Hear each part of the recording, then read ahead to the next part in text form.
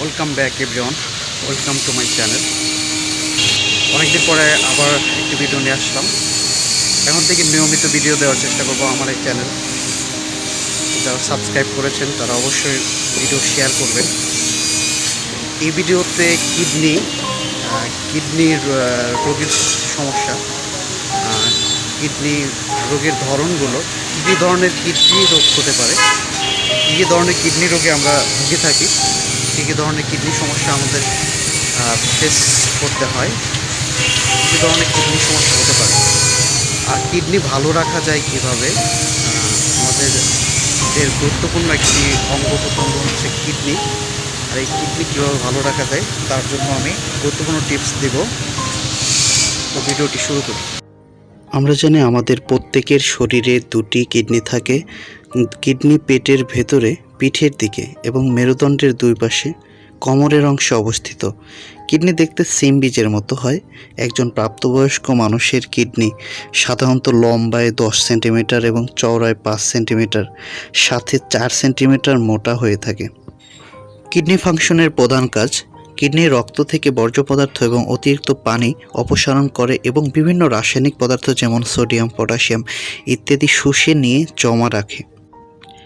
নিষ্কাশন ব্যবস্থায় রক্ত থেকে ক্ষতিকর বর্জ্য পদার্থ এবং অতিরিক্ত পানি কিডনি শরীর থেকে বাইরে বের করে দেয়, যে কারণে কিডনিকে মূত্র তৈরির কারখানা বলা হয়। কারো প্রস্রাবজনিত জটিলতা দেখা দিলে প্রথম দৃষ্টিটা যাবে কিডনির দিকে। এছাড়াও কিডনির আরও কাজ আছে। কিডনি শরীর থেকে মাদক অপসারণ, শরীরের তরল ভারসাম্য অর্থাৎ তরল পদার্থের যে ভারসাম্যটা রক্ষা করে থাকে। হরমোন নিঃসরণ করে, কিডনি কিন্তু হরমোনও নিঃসরণ করে যা রক্তচাপ নিয়ন্ত্রণ করে, অর্থাৎ ব্লাড প্রেশারটা সে নিয়ন্ত্রণ করতে পারে। ভিটামিন ডি এর একটি সক্রিয় ফর্ম তৈরি করে। এই কিডনি ভিটামিন ডি এর একটি সক্রিয় ফর্ম তৈরি করে যা শক্তিশালী এবং স্বাস্থ্যকর হাড়কে যথোপযুক্ত গঠনে সহায়তা করে। কিডনি রক্তের 3টি উপাদানের মধ্যে লোহিত রক্তকণিকার উৎপাদন নিয়ন্ত্রণ করে থাকে। কী ধরনের কিডনি রোগ হতে পারে? স্থায়ী কিডনি রোগ, ক্রনিক কিডনি ডিজিজ। এটি কিডনি রোগের মারাত্মক পর্যায়। দুটি কিডনি যখন কম বেশি আক্রান্ত, খাবারে অরুচি, বমিভাব, দুর্বলতা, হঠাৎ করে ওজন কমে যাওয়া, শ্বাসকষ্ট, ঘুমের চক্রে বদল, স্মৃতিশক্তি কমে যাওয়া, পেশির যন্ত্রণা, বারবার প্রস্রাব পাওয়া, ত্বক শুষ্ক হয়ে যাওয়া, চুলকানির সমস্যা, রক্ত ফ্যাকাশে হয়ে যাওয়া, পা এবং গোড়ালি ফুলে যাওয়া, উচ্চ রক্তচাপ, বুক ব্যথা ইত্যাদি এই রোগের লক্ষণ। এক্ষেত্রে আক্রান্ত ব্যক্তির পাকস্থলীর নালীতে তীব্র জ্বালা বা প্রদাহ দেখা যায়। এটি মূলত ইনফ্ল্যামেটরি বাওয়েল ডিজিজ, সংক্ষেপে OU নামেই বেশি পরিচিত। পলিসিস্টিক কিডনি রোগ, এটাকে কিডনি ফেলিউরের চতুর্থ প্রধান কারণ বলা হয়, সংক্ষেপে PKD। এটি একটি জেনেটিক ব্যাধি, অর্থাৎ বংশ পরম্পরায় আসে, যা আপনার কিডনিতে অনেক তরল ভরা সিস্টের বৃদ্ধি ঘটায়। এই সিস্টগুলো পরবর্তীতে আপনার কিডনির আকার পরিবর্তন করতে পারে। কিডনিতে পাথর, কিডনি স্টোনস, পেটের নিচের দিকে কোমরে ব্যথা ও প্রস্রাব নালে আটকে আসা লক্ষণ। ডাক্তারের পরামর্শ নিয়ে সময় মতো অপারেশনযোগ্য এই কিডনি রোগ। তীব্র আঘাতপ্রাপ্ত kidney, acute kidney injury.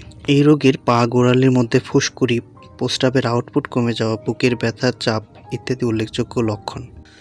Glomerulonephritis, কিডনির এই রোগটি গ্লোমেরুলি বা কিডনির ক্ষুদ্র রক্তনালীগুলোর প্রদাহ বা ইনফেকশনকে বোঝায়। মূত্রনালীর সংক্রমণ, ইউরিনারি ট্র্যাক্ট ইনফেকশন, একে ইউরিন ইনফেকশন বলা হয়। এই রোগটি হরহামেশাই দেখা যায়। রোগটির পেছনে থাকা মূল কারণ হলো ব্যাকটেরিয়া, আর এই ব্যাকটেরিয়া মূত্রনালী থেকে শুরু করে পৌঁছে যেতে পারে কিডনি ও ব্লাডারে। এবার আসি কিডনি সুস্থ বা ভালো রাখার উপায় কী। 1. প্রধানত নিয়মিত পর্যাপ্ত নিরাপদ পানি পান করতে হবে। 2. আপনার ওজন বেড়ে যাওয়া কিডনি রোগের ঝুঁকি বাড়াবে, তাই ওজন অবশ্যই নিয়ন্ত্রণে রাখতে হবে। 3. সুষম খাদ্যাভ্যাস গড়ে তুলুন, যেমন আপনি নিজেই সচেতন হতে পারবেন।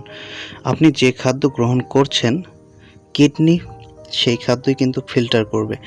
আপনার হজমে সমস্যা হয় এমন খাদ্যগুলো অবশ্যই এড়িয়ে চলার চেষ্টা করবেন। রোজ কিছু সময় হাঁটা, দৌড়ানো কিংবা সাইকেল চালানো, ফ্রি হ্যান্ড এক্সারসাইজের মতো এই কাজগুলো কিডনির কর্মক্ষমতা বাড়িয়ে দেয়, তাই এই ব্যায়ামগুলো রোজই করবেন। 5. যারা ধূমপান করে তাদের কিডনিতে রক্ত চলাচল কমে যায়। ধূমপান, পান, জর্দা, অ্যালকোহল পানীয় অবশ্যই বর্জনীয়। 6. মানসিক চাপ কমান এবং পর্যাপ্ত ঘুমাতে হবে। 7. ডাক্তারের পরামর্শ ব্যতীত ব্যথার ওষুধ কোনো মতেই নেবেন না, এটা একেবারেই উচিত নয়। 8. কিডনি বিকল বা কিডনি ফেইলিওরের প্রধান কারণ ডায়াবেটিস বা উচ্চ রক্তচাপ কিংবা রক্তে অতিরিক্ত চর্বি জমা, অবশ্যই তা নিয়ন্ত্রণ রাখতে হবে। 9.